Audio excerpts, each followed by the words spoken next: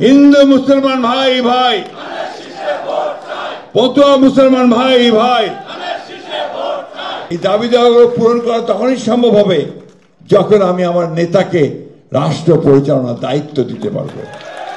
সেই ব্যাপারে কি আপনারা আজকে কথা দিচ্ছেন? আমি কথাটা শুনতে চাই আপনাদের কাছে। কথা দিচ্ছেন যে আপনারা আমার নেতাকে প্রতিষ্ঠিত করবেন প্রধানমন্ত্রীত্বের পদে?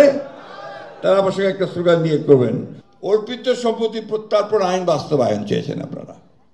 আপনারা সংখ্যালঘু সুরক্ষা আইন চেয়েছেন, জাতীয় সংখ্যালঘু কমিশন চেয়েছেন, সংখ্যালঘু মন্ত্রণালয় চেয়েছেন, দেবত্ব সম্পত্তি সংরক্ষণ আইন চেয়েছেন, ট্রাস্টের পরিবর্তে হিন্দু ফাউন্ডেশন চেয়েছেন, মনোনয়ন ও জাতীয় সংসদ সহ জাতীয় জীবনে সর্বস্তরে সংখ্যালঘুদের যথাযথ প্রতিনিধিত্ব নিশ্চিত করার কথা বলেছেন।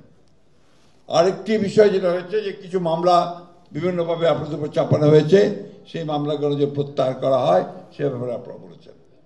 আমি আমার নেতাকে আজকে যিনি বাংলাদেশে নেতৃত্ব করবেন তার কাছে আপনাদের এই দাবি দাওয়াগুলো তুলে ধরলাম, কিন্তু এই দাবি দাওয়াগুলো পূরণ করা তখনই সম্ভব হবে যখন আমি আমার নেতাকে রাষ্ট্র পরিচালনার দায়িত্ব দিতে পারবো। সেই ব্যাপারে কি আপনারা আজকে কথা দিচ্ছেন? আমি কথাটা শুনতে চাই আপনাদের কাছে। কথা দিচ্ছেন যে আপনারা আমার নেতাকে প্রতিষ্ঠিত করবেন প্রধানমন্ত্রীত্বের পদে? তারা আমার সঙ্গে একটা স্লোগান দিয়ে করবেন, হিন্দু মুসলমান ভাই ভাই, হিন্দু মুসলমান ভাই ভাই, পতুয়া মুসলমান ভাই ভাই। এটা মনে রেখে আসুন আমরা সামনের দিকে আমার নেতা তারেক রহমানের নেতৃত্বে এগিয়ে যাই।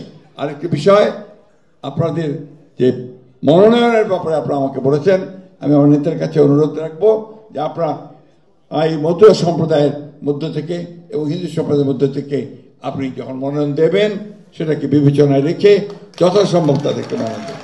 ধন্যবাদ সবাইকে। আসসালামু আলাইকুম।